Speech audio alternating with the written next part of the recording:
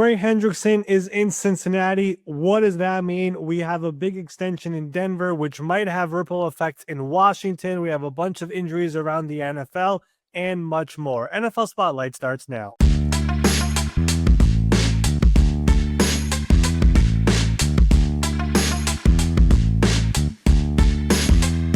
Welcome in. It is the Wednesday, July 30th edition of the NFL Spotlight Show. The final day before we have preseason football getting underway tomorrow. Lions, Chargers, Hall of Fame game. We just got word Trey Lance is starting for the Chargers. I expect Hendon Hooker to likely be the starter there for the Detroit Lions. But hey, preseason football is here. Even if there are no starters, it's football on our screens. That is coming up tomorrow. As for today, we have a lot of NFL news to get to. I would be remiss, though, if I don't mention yesterday was Tuesday. That means we had our special Spotlight guest of the week. We were joined by Vikings do everything safety Josh Metellus, former sixth-round pick, now a team captain, one of the most underrated players in the NFL. Joined us on the show, fresh off a 3-year, $36 million extension. If you have not seen that episode, go back one episode and check it out. As for today, let me bring in my good friend Ben Allen. Ben, what is going on? A day before preseason football gets underway. How's everything going? Things are going great. Yeah, this is our second time recording this because Ari stopped me because I went on such a long soliloquy about being excited for Trey Lance and Hendon Hooker. Football is back. I'm excited.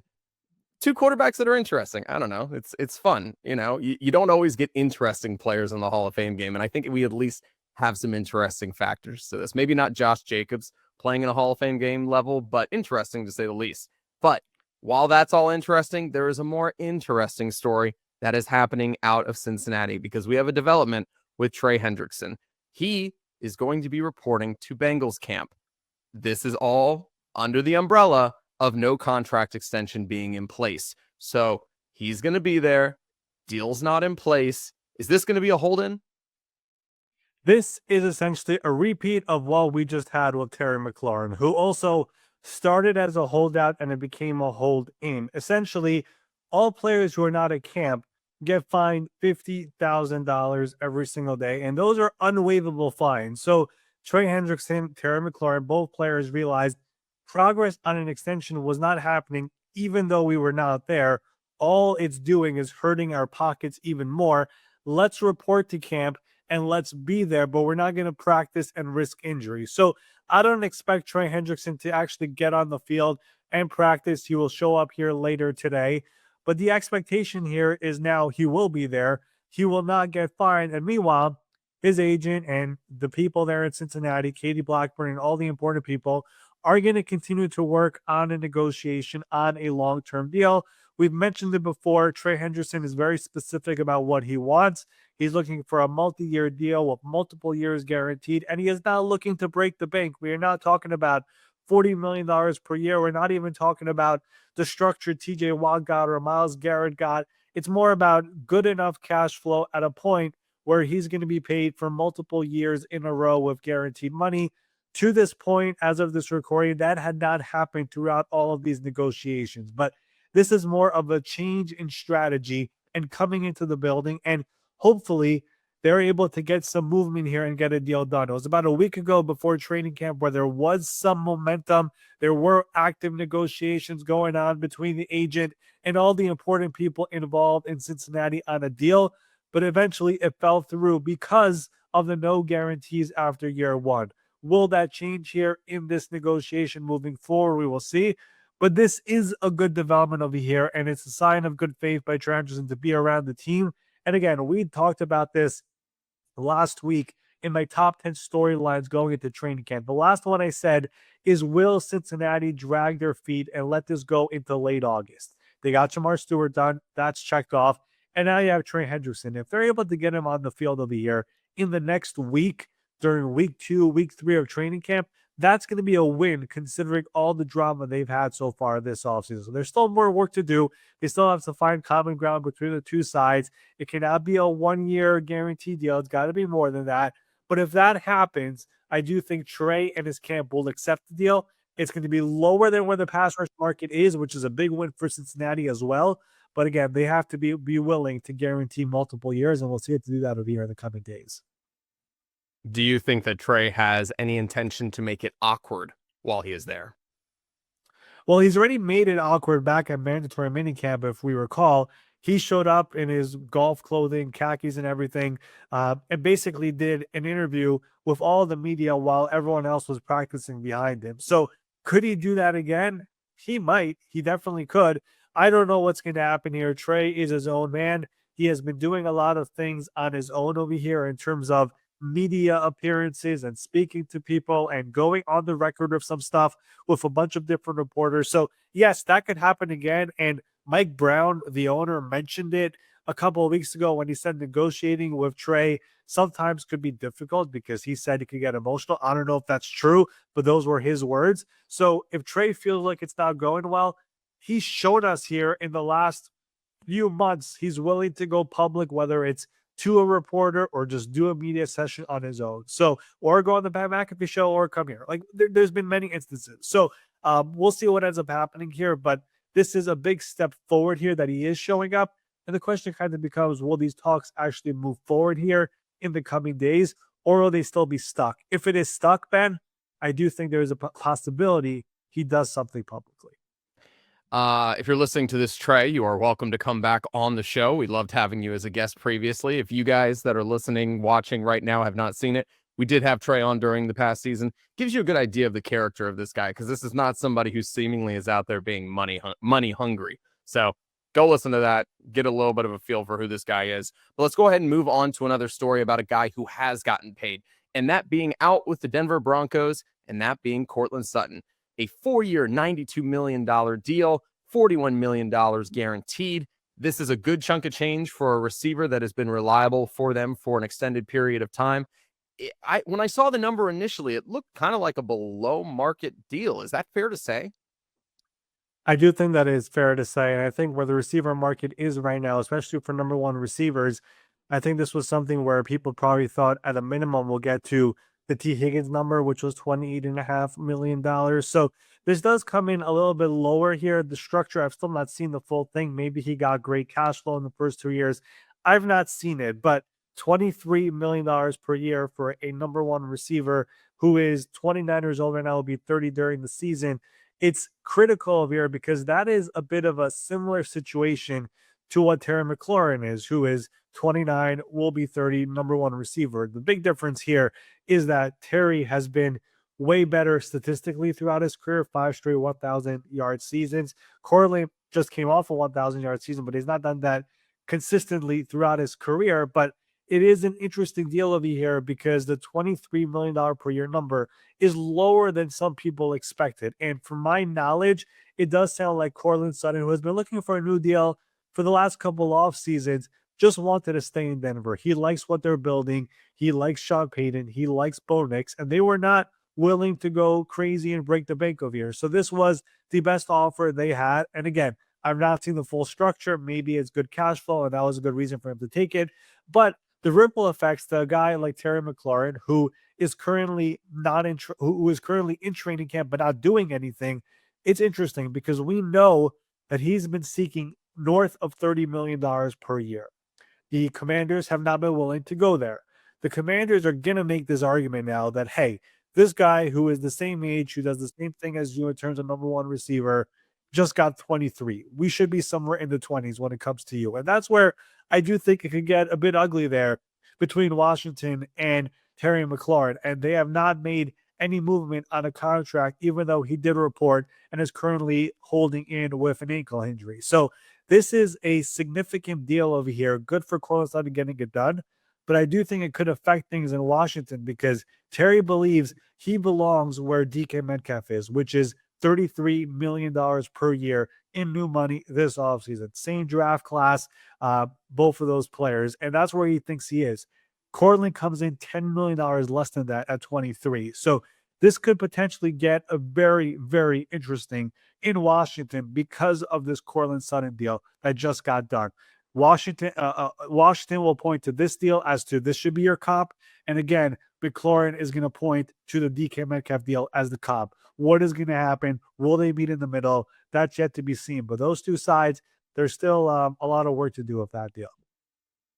Do you think that there was any indication or any knowledge by Buddy Baker and the guys with the McLaurin camp that Sutton could sign a deal before they got one done? Like, do you think that this is maybe a misstep that they weren't able to get the deal done before Sutton? Because like you said, Adam Peters, Josh Harris, that whole crew, they're going to put down the piece of paper and it says $23 million. They're going to put the numbers side by side. They're going to say you're probably a little bit better. But was this a little bit of a misstep by not getting that deal done first? So obviously we know about this entire NFLPA collusion case out there. Owners are not allowed to collude. Agents are allowed to. So if you're an agent and you know another receiver is about to get a deal somewhere and he's extension eligible, you're allowed to call that agent and say, hey, I also have a receiver on the market. What's going on with you? Let me tell you what's going on with me. So I don't know if those conversations actually happen. I would imagine it did, just because it makes sense to do that. That's the right thing to do as an agent, unless you guys just truly hate each other and can't get along with each other, which is, I guess, a possibility in the agent world. I don't know the relation between these two guys, but that is something that would make sense to do, just because it is the exact comp in terms of age. And you knew that he needed an extension. And you knew for weeks there have been talks that Courtland Sutton and the Broncos have been having these negotiations. So I would imagine those talks happen. But again, I'm going to stress this. When you look at the numbers and look what Terry McLaurin has done, Courtland Sutton is a great player and had an unbelievable year. And it felt like every week last season was having this crazy acrobatic touchdown catch, which made everyone's jaws drop. At the same time, Terry McLaurin has been the more consistent player, better player on the field, off the field. Courtland has been great on and off as well. But I'm saying, look at the raw numbers. Look at what the player has meant within the organization, especially for an unstable one in Washington until last year. Terry has done more and probably deserves more. So that's going to be the argument being made over here. The question really becomes, would he be willing to go under 30? And to this point, it does not sound like he'll ever consider doing that. So that's why I'm going to say here on the show that this negotiation between the two sides could get very, very complicated, even more complicated than where it was to this point over here over the last several weeks. So I don't think we're any closer to a resolution between Terry and the Commanders, which again is pretty shocking to me. All right, let's move on to some injury updates. There were two big injuries that took place that, while Christian Gonzalez is going to miss, a little bit of time with practice, and Guyton's going to miss a little bit of time into the season potentially here, these were both looked at as injuries that are going to be pretty bad. They've got to be relief there for the New England Patriots and for the Dallas Cowboys, respectively. Can you go through those two injuries, what happened, and what the actual timeline is going to be for these guys returning to the field, as well as any other injuries that you're keeping an eye on? Yeah, I mean, this time of year, as we all know, it's fun. Football is back. There's also the reality that injuries are inevitable and it's going to happen to whoever it is on your roster. And every single team, like we always have preseason starting right now, wins and losses don't matter in the preseason. The biggest wins in preseason is coming out of it without any injuries. And we have injuries right now happening around the NFL. Christian Gonzalez, hamstring injury. That is a situation where hamstrings are very tricky. Those are, if you don't proceed with caution, could get even worse. So the Patriots are going to be a little careful over here to make sure to put him, to the side. They know who he is. He's coming off an all-pro year. I know it's a new head coach, new system, Terrell Williams, Mike Vrabel. Christian Gonzalez is a superstar. Like, he does not need all these practice reps. Keep him to the side. Make sure he's 1,000% healthy. That's going to be the plan right now in New England. And it does sound like he should be ready for the season, which is the most important part of this. Tyler Guyton in Dallas, that was a crazy roller coaster the other day. Suffered an injury, went down, was down for a few minutes, ended up limping off the field with the help of a few players. Micah Parsons even helped him, put a shoulder around him to get him off the field. And reports a couple hours later were the fear was a torn ACL. Now, it's always complicating for me whenever I see the fear is a torn ACL, because sometimes you need more imaging to really find out if that's actually what happened. There are only a few injuries around the NFL where for sure on the field, this is what happened. It's done. Usually an Achilles, right away. ACL, sometimes but not for sure. And we got word that the fear is a torn ACL, and then the MRI comes in, and it's actually not that. It's a bone fracture, and which is bad, but not as bad as a torn ACL. And he's going to be out for about a month, a little over a month. Really puts him up against the wall for week 1 against the Eagles. So the best case scenario here is that he is ready for week one. But obviously, there was a world for a couple hours where everyone thought this was a torn ACL, and thankfully, it is not. He will be the starting left tackle whenever he's ready to come back.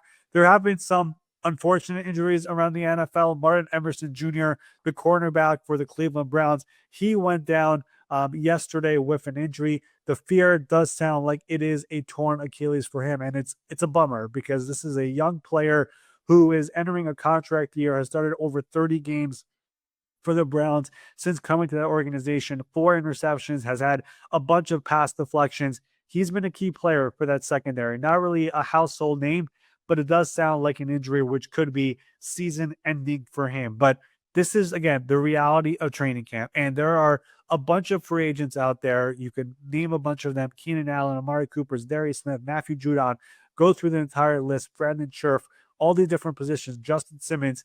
They're all waiting because training camp starts and injuries are going to happen around the NFL. And as a result, they know their market is only going to go up because they're going to have a chance now with these injuries to take over a potential hole on a roster. So it's the reality of training camp year in and year out. We're only a week plus-ish in. There's still a lot more training camp to go, and there's going to be more, unfortunately. And as a result, a lot of these street free agents who have been waiting since March are going to have a chance to sign for better money than they were getting up until now. All right. We have one more story to get to, which is still unraveling and is very, very weird. We know that the Las Vegas Raiders are releasing Christian Wilkins. He's been dealing with an injury, one that is of the foot and something that he was rehabbing away from the team. They are ultimately cutting him, trying to void the money, saying you were supposed to be working out with us. You were working out somewhere else. You got made it worse. This, that, and the other. There's now reports that there are some alleged actions that he took with maybe some of the other players, inappropriateness, maybe kissing someone on the head. It's a little bit of a weird situation. Can you explain what we know right now about Wilkins, about who the player was that maybe these things took place with? Just any other context you can give to this unusual situation. Yeah, this is a complicated one because I feel like most people in the know around the NFL, people who do this for a living 24/7, they've heard a lot of stuff since Christian Wilkins got released, and nobody's really been willing to go out and say what exactly happened. There's been the report out there, which I tweeted also from Adam Schefter, about kissing a player on the forehead, and that player took offense to it and called HR, and that could be part of the reason as to, on top of the injury, as to why he was released and his guarantees were voided. Yesterday, the Raiders, I'll take you behind the curtain a little bit. The Raiders were doing their regular daily press conferences. It starts with Pete Carroll. Then a bunch of players came up. And one of the players who came up was another defensive tackle, and Adam Butler. And I was very curious to hear from him because there have been a lot of rumblings around his name in all of this. And I wanted to hear what he wanted to say. I was probably one of the very few non-Raiders fans watching this live. And he was asked about Christian Wilkins and the reality that he's no longer in the defensive line room and what that means and who's going to step up. And this was his answer. Just outside noise and hone in on your craft. Yeah, we pretty much just kind of moved on from the situation. I really don't want to comment further on it. But I will say that, whatever you're going through as a person, athlete, non-athlete, whoever, whatever your struggle is, if you got something going on in life, just, talk to somebody, get some therapy, whatever your deal is your deal. Somebody out there in this world full of billions of people is willing to listen. They're willing to listen, hear you out, and help you work through whatever you need to work through. But don't make any hasty decisions to get help. Yeah, so there you go. So again, the question really was about the future of the defensive line room of no Christian Wilkins, and he took it a completely different direction. And it was a bit cryptic. And the reason I want to bring this up is because around league circles, it's pretty known that whatever happened with Christian Wilkins, the other player involved has been Adam Butler. That's been known around the NFL. Now, I don't know exactly what happened. I'm not going to go out there and speculate. We had the report about the kissing on the forehead. There could be a possibility, again, that this is all going to go through an arbitrator, and the Raiders are going to have to explain why they released him and why they're voiding the money. Is it all because of the injury, or was there more conduct detrimental to the team? And they're going to have to lay out all the details. And maybe that's going to become public at some point. But I think the answer that he gave definitely opened the door out there to more people being like, all right, what is going on over here? Because Christian Wilkins right now, as you all know, is a free agent, and he's probably looking for a new home. And yes, he's still recovering from this Jones fracture he suffered last year, but teams around the NFL are probably trying to figure out, so was it something as minor as just he kissed playfully a guy on the forehead, or is there more here? So again, I'm not going to speculate. I don't have all the full details here, but the other player who was involved, and it's pretty well known around the NFL from people who are in the know, was him. And Adam Butler, we'll see what he does about this, but clearly he felt very, very uncomfortable when he was asked about this yesterday in his press conference. That was the answer he gave. And now we're going to see what ends up happening here. Will Christian sign somewhere? Will more come out of this? I have no idea, but I felt like we had to kind of address all of this because it is just out there, and there's a bunch of crazy conspiracy theories and stuff being thrown at the wall. Again, we'll see if more comes out, but I think it was important to at least put some more context into this situation as to what is going on. And I don't think the story is going away anytime soon. I'll just say that. Do you think this is going to be ultimately something that the league office looks into in addition to, whatever team that might also be interested in signing him? Because you're going to have to wait for the foot to get better. But now you've got sexual harassment is probably where this falls under from terminology standpoint. Do you think this could be something as well that the NFL really is looking into, and where a suspension could happen? I mean, I don't know, man. I don't know if there's I don't know any of that. I don't want to even throw out words over here as to what it might be, what it could be. All the public reporting so far is a kiss on the forehead. The next public thing that came out is Adam Butler speaking, which I was watching it. I was hoping a Raiders reporter would ask about it. And the question was about the future of the defensive line room, not particularly about what Christian Wilkins did in the locker room or was part of it. He said, I have no more to comment about it. And then he went through this entire thing about go speak to people, go seek therapy, and don't be hasty about it. Okay. It's a very, very weird answer. So I don't know exactly what is going to happen moving forward. I don't want to put out there anything else that might be out there, which I'm not sure is confirmed. All I'm going to say is the stuff that is public so far, which is one report plus Adam Butler. Put those two together and we'll see where it ends up going over here in the coming days. Because again, I don't think this story is over. Yeah, and we'll certainly be following this unique story that's taking place here on NFL Spotlight. Every single day, we're here Monday through Friday. Tuesday, our Spotlight guests. If you haven't already, go back, watch Josh Metellus of the Minnesota Vikings. We have a few other great interviews up there. Grant Udinski of the Jacksonville Jaguars, their offensive coordinator. We have a few more lined up already. We've been talking to agents just today as well, trying to get more players on because we know that you guys love when we have those guys coming on, talking about their experiences making it to the league. And that's ultimately why Josh Metellus was such a cool interview, was everything he went through from being drafted in the 6th round during the COVID draft to ultimately being waived after that first training camp. Now he's getting $12 million plus per season on a very team-friendly deal, I might add. It's just a really, really unique story. We're going to have more of those coming up. So make sure you're subscribed on Apple, Spotify, YouTube, wherever else you get your podcasts. And Ari, unless you have anything else, I think we're good to go. Yeah, we're actually scheduled to do a Spotlight interview on Friday at 8 a.m. Eastern, which for Ben, who is in LA, is 5 o'clock in the morning. Shout out to Ben for doing that. If you want to do a teaser, we have a bunch of new stuff on the shelf behind me. If you're able to spot some of the new stuff, he's coming from one of those teams. So that's a fun teaser to start it off. But with that, we'll do it here for our Wednesday, July 30 edition of the NFL Spotlight Show. We will be back here tomorrow, Thursday, July 31, the final day of July, the first day of NFL preseason, Chargers and Lions. We will be here to talk maybe about the game. We'll see. But whatever else happens around the NFL, we will see you then.